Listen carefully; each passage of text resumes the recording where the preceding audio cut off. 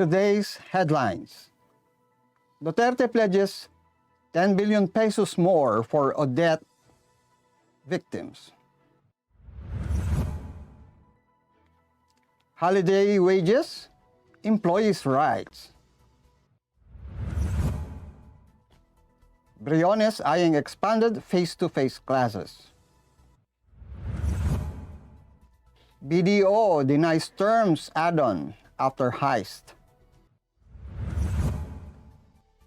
Supreme Court extends filing of court pleadings. Davao City probes bomb threats. EU authorizes Novavax as fifth COVID vaccine. Duterte declares state of calamity in Odette-hit regions. Good morning, I'm Roy Pelavelio and you're watching Tribune News on Cue. Today is December 22, 2021, and here are the latest news of this Wednesday morning. President Rodrigo Duterte has vowed to raise 10 billion pesos in additional funds for recovery efforts in areas battered by Typhoon Odette, according to Malacanang. Duterte made the pledge during his Monday visit with Senator Christopher Bongo in Cabangcalan, Negros Occidental. On Sunday, during his trip to Inabanga, Bohol, the President pledged 2 billion pesos following the release of an initial 2 billion for recovery efforts as local officials sought the immediate delivery of food, water, and other essential supplies in their areas. So far, the country's main disaster response agency has 900 million peso worth of food packs and standby funds for its relief operations. The said amount is supplemented by millions of pesos earmarked by other government agencies, said Mark Timbal, spokesperson of the National Disaster Risk Reduction and Management Council, or NDRRMC. He also mentioned they still have a lot of resources to use and assure our countrymen that the government will properly utilize these funds. The Department of Labor and Employment on Tuesday released an advisory urging concerned agencies and employers to rightfully pay wages during the holiday season this month, as it is their responsibility. Labor Secretary Silvestre Bello III said that it is the duty of the employers to provide the rightful wages and benefits entitled to the workers so that they can truly enjoy the spirit of Christmas with their families amid the pandemic. Bello noted that the Labor Advisory 23 series of 2021 is pursuant to President Rodrigo Duterte's Proclamation 1107, declaring 24 and 31 of December as special working days in 2021. The proclamation also declared regular holidays on 25 December and 30 December for the commemoration of the martyrdom of the country's national hero, Jose Rizal. The recommendation stated that if a worker reports for duty on the declared special working days of 24 and 31 December, he or she is entitled to collect his daily wage. But for work done during the regular holiday on 25th December and 30th of December, the employee shall be paid double or an equivalent to 200% of the wage for the first 8 hours.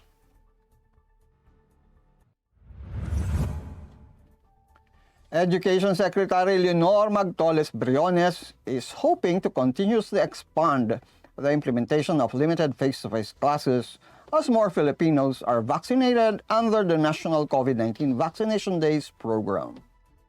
The government administered a total of 10,254,560 COVID-19 vaccines nationwide in the 5-day vaccination drive from 29 November to 3 December, and even recorded its highest 5-level average since March 2021 with the daily job rate reaching 2.05 million in the past week. Briones said during the Bayanihan Bakunahan, culminating activity last Thursday, that the Education Department is glad to work with Secretary Francisco Duque and Secretary Carlito Galvez and Vince Dison, mentioning that the success of education is very dependent on the health of the children, but also the parents themselves.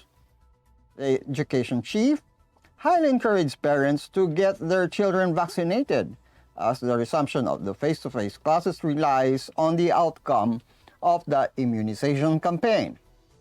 Meanwhile, Galvez noted that 32% or 6.5 million of the 8,900,078 who were vaccinated in the first 3 days of the simultaneous immunization campaign are from the youth population, aged 12 to 17 years old.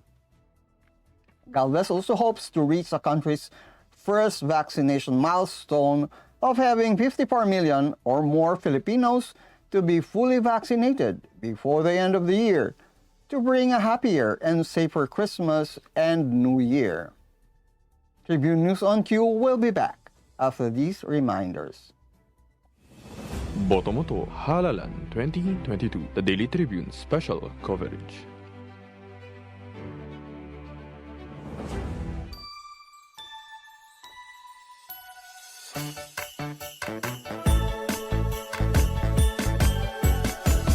Chris masaya, pagsama-sama.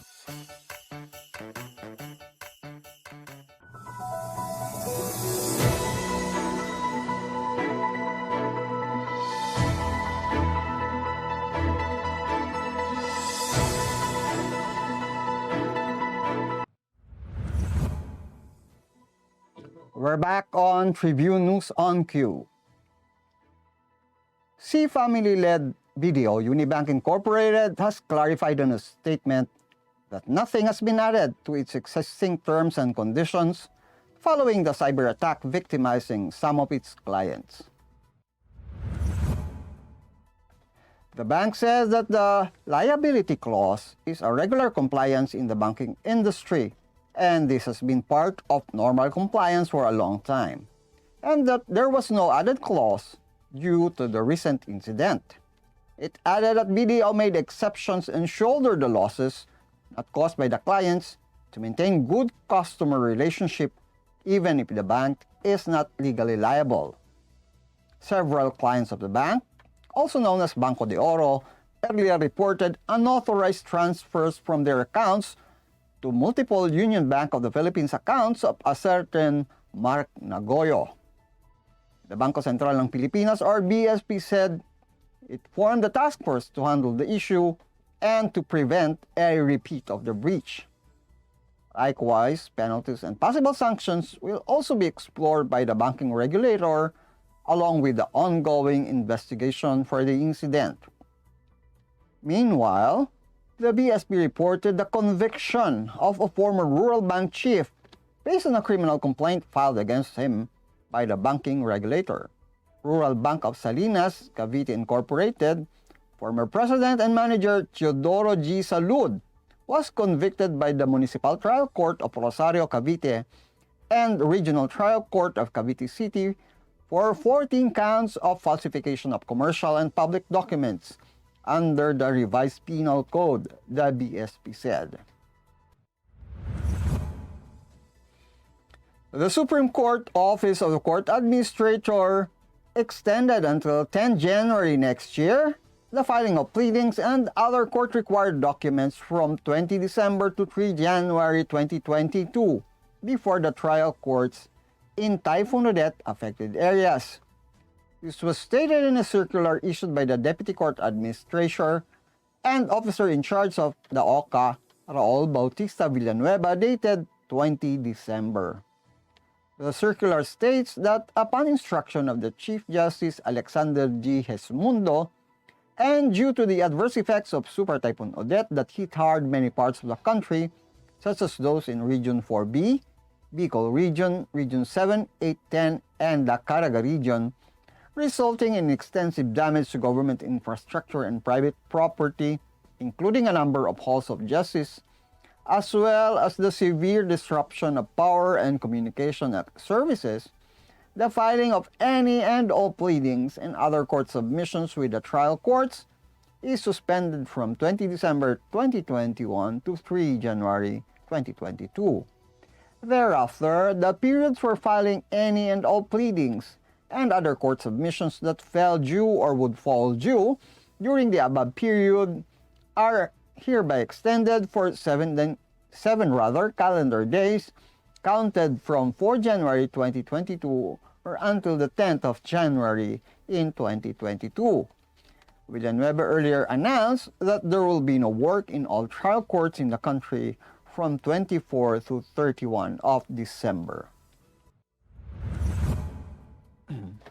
The Davao City government on Monday issued an active bomb threat investigation and asked the public to report immediately any suspicious activities to Task Force Davao. The local government unit of Davao City said in a statement that there are 2 bomb threats currently investigated by the security cluster of Davao City. It added that violent extremism is a scourge around the globe and reminded the Davaoenos should, at all times, remain vigilant. The LGU did not dismiss the idea that the bomb threats may be, quote, politically motivated, unquote. Duterte Carpio is running for vice president in the 2022 elections, while the younger Duterte is running for Davao City's mayorship. Tribune News on Q will be back. Stay with us. Boto mo to Halalan 2022, the Daily Tribune special coverage.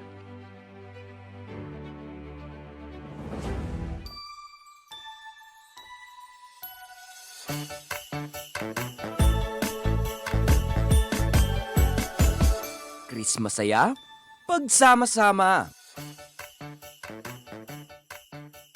Mga katribu, tara na't makiisa at matuto sa mga public service programs hatid ng Kalingang Katribu.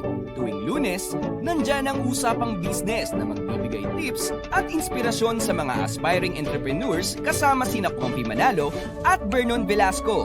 Tuwing Miyerkules, usapang pangkalusugan naman ang tatalakayin ni Miss Cory Quirino sa Health and Wellness. At tuwing Biyernes naman, kung legal advice ang kailangan mo, sagot ka na ng Legal Diaries kasama si Elmer Navarro Manuel at mga guest lawyers. Lahat ng niya mapapanood tuwing alas 3:30 ng hapon sa Daily Tribune Facebook page at Tribune Now on YouTube. Boto mo to Halalan 2022, the Daily Tribune special coverage.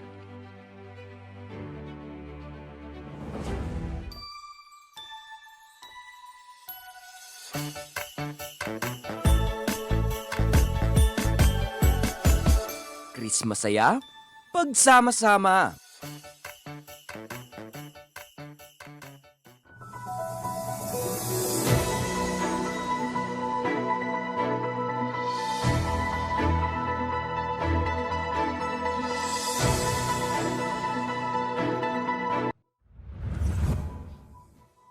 You're still watching Tribune News on Q.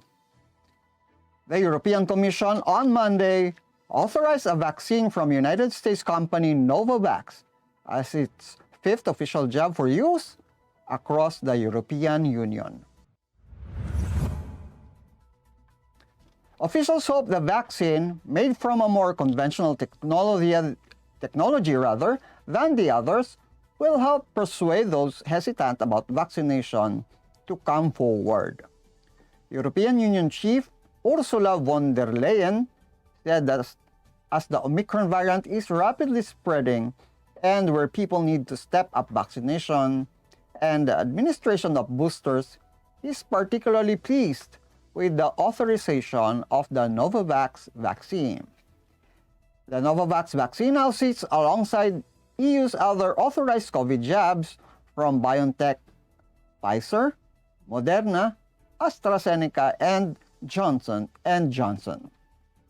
Called Novaxovid, the Novavax offering is a vaccine based on so-called protein subunit technology, which is tried and tested, having been used for decades to vaccinate people against diseases including hepatitis B and whooping cough. Unlike mRNA vaccines produced by BioNTech, Pfizer, and Moderna, Novaxovid doesn't need to be stored in ultra-low temperatures, giving it a logistical advantage in difficult-to-access regions. Earlier Monday, the European Medicines Agency gave the green light for the jab to be given conditional marketing authorization. Novavax, based in the state of Maryland, has already won emergency use approval for its vaccine in Indonesia and the Philippines, and Japan has agreed to buy 150 million doses. President Rodrigo Duterte placed select areas under a state of calamity due to the billions worth of damage caused by Typhoon Odette. Duterte on Tuesday night signed such a proclamation, which covered Mimaropa, Western Visayas, Central Visayas, Eastern Visayas, Northern Mindanao, and Caraga. Duterte said his state of calamity declaration will fast-track relief and recovery efforts launched by the government and the private sector and control the prices of goods and services in affected areas. He added that the National Disaster Risk Reduction and Management Council, or NDRRMC, recommended such a declaration to allow local officials to utilize their emergency funds to respond to the needs of typhoon victims. The president, meanwhile, assured the public that the government is doing everything it can to distribute urgent supplies in affected areas. Duterte previously vowed to raise 10 billion pesos for the recovery efforts, augmenting his 4 billion peso initial commitment. The typhoon also caused a still unaccounted amount of damage to agriculture, fisheries, and infrastructure, such as electrical facilities. Considered as the strongest storm that hit the Philippines this year, Odette uprooted trees, toppled concrete power poles, wiped out wooden houses and crops a week before Christmas. Many people have likened the catastrophe to the damage caused by Super Typhoon Yolanda in 2013, which left at least 6,300 people dead. That wraps up the stories this morning. Before we go, we would like to thank the following: the SM Store, the Department of Tourism, Araneta City, MG Motors, Hina Motors, Security Bank, and Overseas Community Affairs Council member Alan Lin of Republic of China for their continued support. Again, this is Roy Pelovelio on Tribune News on Q, reminding you that we only have 3 days until Christmas.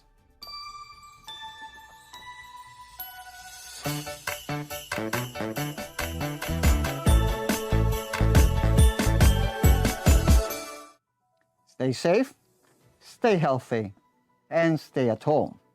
Good morning. Catch the latest news on our website, tribune.net.ph. Follow us on Facebook, Twitter, and Instagram. Subscribe to our YouTube channel, Tribune Now. Download the Daily Tribune app on Apple Store for iOS and Google Play for Android to get the latest and most comprehensive news online. Daily Tribune invites you to join its Viber community, Katribu, to get updates on the hottest news on politics, business, sports, lifestyle, and entertainment. Emoticons of the Tribune mascot Tarcito are available on our community Viber.